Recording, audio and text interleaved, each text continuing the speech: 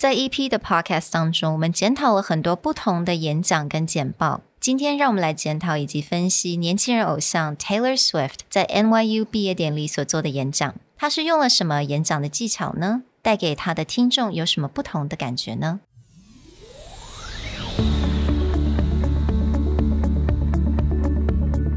？Hello， 欢迎来到 Executive Plus 主管与沟通力的 Podcast。I'm Sherry, an educator, certified coach, and style enthusiast.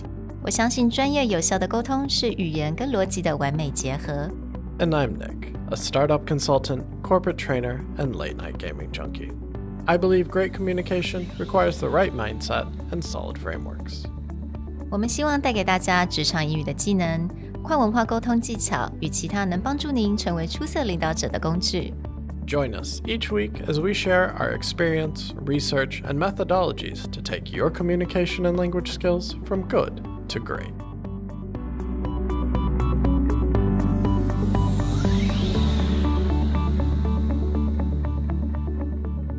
Hey everybody, welcome back to the Executive Plus podcast. Over the years, we've covered those commencement speeches we love and go back and listen to all the time. From J.K. Rowling, to Neil Gaiman, to Steve Jobs' one that inevitably everyone brings up.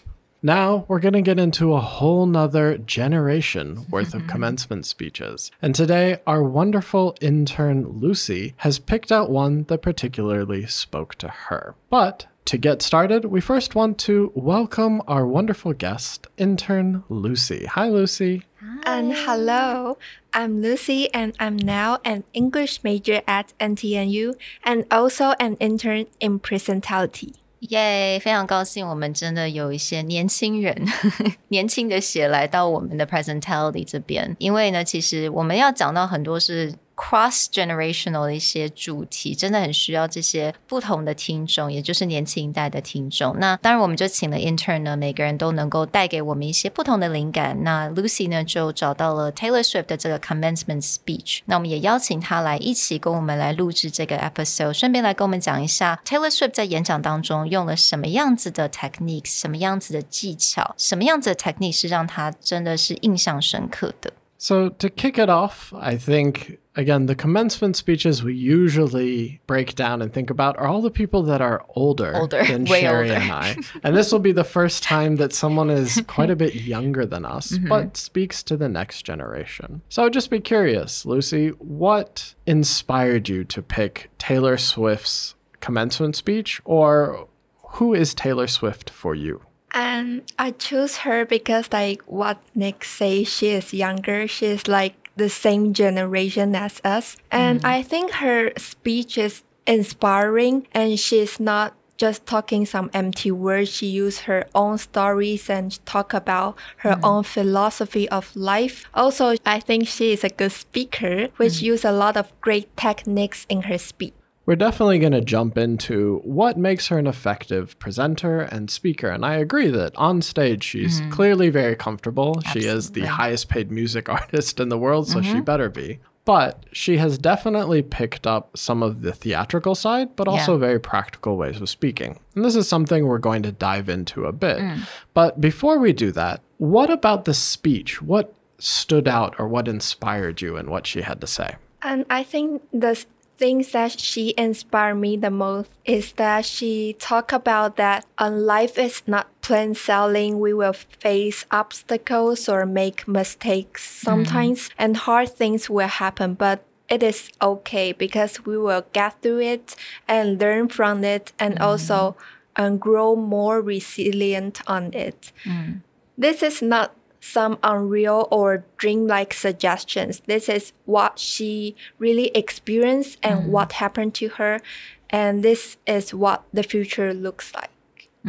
So I think definitely she has accomplished a lot of things. Like, she's such an amazing artist. She's an advocate for artists everywhere, right? So I think using her life lessons, just like what Lucy said, 真的是用她实地的一些经验跟她的故事来跟他的听众来说这一些带给他的一些启发是什么。我觉得当然这个部分呢就变成是一个只有他能够说的一些事情。 So Lucy 那你在听他的这个演讲当中，你有没有觉得他特别讲了什么样子的 quotes 你特别有印象？最有印象的 quote 是他说I'm trying to tell you that losing things doesn't just mean losing. A lot of the time when we lose things, we gain things too. 因为我们常常会觉得说，我们可能就是如果失去一些东西或者失败，就代表说我们那件事是不成功的。但其实在失败或者是挫折的同时，我们也会学习到很多东西，所以失败或挫折不见得是一个很不好或可耻的事情。And is this message specifically speaks to you, especially you at this age in college or college fresh graduates? Is that something that's really important for you to know about? Yes, I think it's important because that everyone will fall and will make mistakes, but we have to know that we can learn things from it. 就是我们一定可以从中学到一些东西，所以不要害怕犯错。Did she have any other quotes or anything that really stood out to you from her speech? I think it's never be ashamed of trying, and effortlessness is a myth. Yeah, I think I like that too a lot. Yes. Yeah. Because we always think that people who doesn't have to be hardworking is cool, but that is not true. Everyone have to try and they can get the result they want. So everyone should never be ashamed of trying and pursuing the things they want. Yeah, I love how she wraps up that idea. She's particularly in that quote where she says this, the people who wanted it the least were the ones I wanted to date and be friends with in high school. But the people who want it the most are the people I now hire to work for my company. And I think that she wraps that up with just like, yeah, the ones who try and they may fail, back to your first quote, they may lose things, but ultimately they gain so much more by doing that. I think that really stands out. I think that's a really girl boss moment, right? Yeah. And it just really talks about how she is actually incredibly accomplished right now. And she wants these kind of people to be part of her team. What about for you, Sherry? Was there anything particular in her speech that stood out? I actually really like that quote that you guys just talked about. 因为我有时候想到他讲的那个 effortlessness is a myth. 那我讲到 effortlessness 好像就是真的在高中的时候就会觉得那种人很酷啊，因为他好像都不在乎嘛， like, you know, chill, don't care, don't need to study, yeah, still so pass cool. everything. Like, just like skip the class, right? 然后我那时候都觉得我大学的时候都是很 nerdy. I never skip a class. I attended every single class. 所以我都觉得自己实在超级不酷的，但是觉得现在看来他讲的这个 quote 真的是很针对现在的年轻人，比如说现在在大学生或者是刚毕业的这些年轻人。I really like how she bring this thing up because on social media especially, like effortlessness, you know, going at the beach, right? 照很多美美的照片，好像不用工作。That's like a thing. But I think she kind of pointed out that that's not real. That's just a myth. Yeah. The first lesson that I had a conversation with Lucy about that I think is important for people to understand is probably how Sherry and I, again, as someone older than Taylor Swift, receive her message and think about her versus how Lucy, someone who this message was aimed at, are going to have different impressions. Yeah. And I thought it was really interesting to pick this one out and look at that perspective. So one of the first things that I think she does really well as a public speaker is she knows who she's talking to. At the end of the day, this is definitely aimed at college students. Obviously, college students are graduating. She does a very good job of pointing out the life lessons that she has and aiming that at the perspective of who her audience is. And I think speaking of how she knows her audience really well, 我觉得这个部分呢就带进去了我们的 technique 的部分，演讲的 technique。因为我觉得 as an entertainer, obviously, 他有非常多的演唱会的经验 you know, on stage presence, 他非常会利用他那个 on stage presence 在他的 speech 里面 right? Like she's absolutely incredible, 尤其是他的 eye contact. There's so much eye contact that she just like so effortlessly scan around the room, right? 觉得这是第一个对我来讲是特别重要的部分。So I don't know, what about you, Lucy? Like what stood out to you the most? I think she speaks slowly with great pauses because she 就是她不会很急着感觉想要把她所有知道的东西给观众就是去吸收，她想要让大家有时间去思考她刚刚就是讲述的内容，然后让大家比较可以融入在她的演讲里面。Yeah, this is definitely a technique that I think people don't appreciate enough. The speech itself is only about 20 minutes, but when you remove her thanking the university and the president and all the other honorees and those typical sort of political but, you know, friendly social things, her talk itself is about 18 minutes, which is in the realm of a TED Talk. And I think that when people hear 18 minutes, give people advice or talk about something, they think it's too little. And they will speak faster, they will push as much content as they can. But she definitely has that stage presence where she's like, I am going to pause. I'm going to use silence to get my point into people's heads. She also does it a lot when making jokes. She will pause, let people laugh, let people catch up. This is also a technique for the fact that she's in a very large auditorium. Yeah. Which means just because she says it doesn't mean that in the exact same moment the back side of the auditorium is going to hear it. So she actually has to take that time to let the sound get to the back. So when she tells a joke, you can't just keep going. You actually have to wait for sound to get to the back, people to process it, laugh, and then continue. I thought that was really clever. 有可能也是因为他非常有经验，所以当他讲完话，其实你会发现那个麦克风是有点 lag 的。他在做这个 pauses 我觉得是有一些 it's by design. Like she knew that it would take that long for the audio to reach everyone in the auditorium. So I think that was really clever.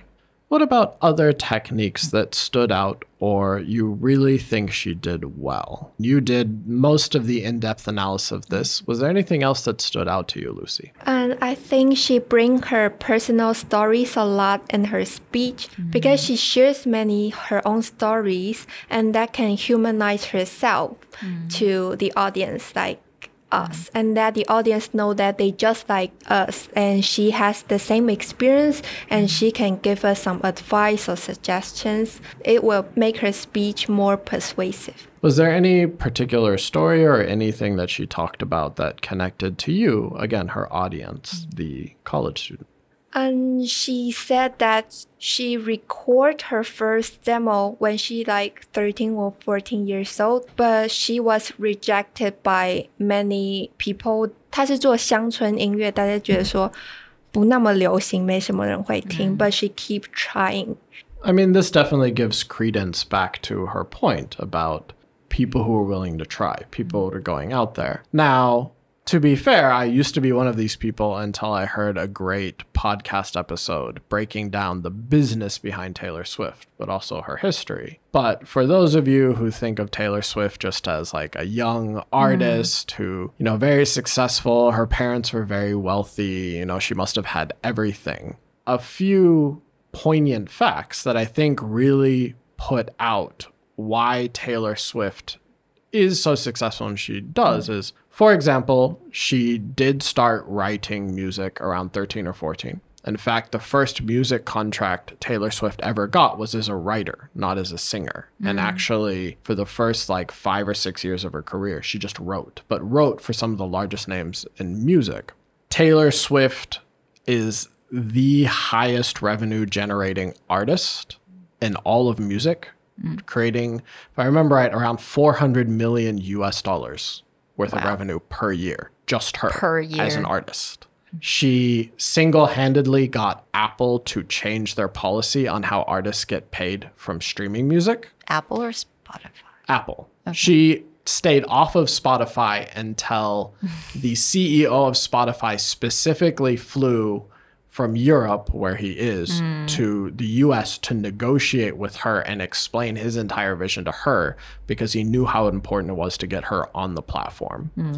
She's also a person that and this gets a bit into the business of music, but basically the company who owned the original copies of all her music sold it to someone she didn't want to be associated with. So she remade from beginning to end 2 of her albums just so she owned all the rights to her music. This is someone who has a lot of benefits in her life or advantages, but the reality is she works insanely hard to get where she is. Yeah, she really worked her butt off, I think, I think a lot of people just kind of associated her with like, oh, super lucky, right? She's lucky. Like, 她长得这个样子，又那么 talented. Like, how's that possible? Just lucky. 但是她真的是非常非常的努力. So I think that's why her stories really speaks to you guys, is because she really worked hard to reach her goal. Yeah. And I think one of the things that Lucy actually pointed out to us is that she used a lot of body language. And when I went back and actually saw the commencement speech, and I was like, yeah, that's pretty obvious. And I think that maybe like a student think that she is lucky and have a good appearance, but actually she had been bullied because of her appearance and her curly hairs in her high school. Oh, really? I didn't know that before. She's definitely someone who has spent most of her life trying to prove herself and her capabilities beyond whatever advantages she has out there. But back to that early thing I talked about, what I first noticed, and I think is so important about this speech, is the impression that at least I have. Again, looking at this person, and even though I know more about her, it wouldn't be on my top 10 commencement speech list. I think she does very well. There are definitely things we can learn from it. But I think what is important here is I, as someone older than Taylor Swift and not anywhere near college, it's not that important that I like her speech. Yeah. I think from a technical standpoint, she does a great job, but she's not talking to me. But then the fact that Lucy picked it out, chose things that inspired her and pulled it out. This means that choosing her audience, she was very effective at. She knew how to tell stories. She knew how to relate to people at that age. And like one thing that she does particular is she didn't actually go to university. She finished her high school career actually self-studying. For her, it was traveling, like in a bus and an airport, etc. But she ties that back to, it's like she had a very non-traditional way to finish her degree, which connected to this audience who just had a very non-traditional COVID experience of finishing the degree. And she knows that. She knows how to take her own personal life experience and then go, you know, you guys had a very similar thing to me. You didn't have a traditional college life. I didn't have that traditional college life. But that doesn't mean you can't be immensely successful going forward by learning from these lessons. And I think this is something that we often talk about. 不管你要做什么样子的演讲啊 presentation, 你要怎么样跟你的 audience 能够有一个 connection, 真的是非常的重要。那我觉得 Taylor Swift 虽然她没有去 traditional high school or college, 但是她知道用她的故事来做这些连接 right? It's the core, the connect part. 那我觉得她也很厉害，是她能够了解她的听众想要听什么，然后她去 select他要用他的 personal story 要怎么样带进这些故事。So I think no matter what type of presentation or speech that we are doing, understand our audience and know our audience and pick the right information and right story and the right framing for the audience. It's just incredibly important. Well, we hope that you enjoyed this look and breakdown of Taylor Swift's commencement speech to NYU. And again, a lot of thanks to our intern, Lucy, for finding this gem and helping break down what it means and what people can learn from it. Before we go, Lucy, is there anything else you would like to share or anything else you would like to say to our audience? Thank you for listening. Yes, and hope you like this episode. Well, thank you, Lucy, for making this, and thank you, guys. We'll talk to you guys next time. Bye.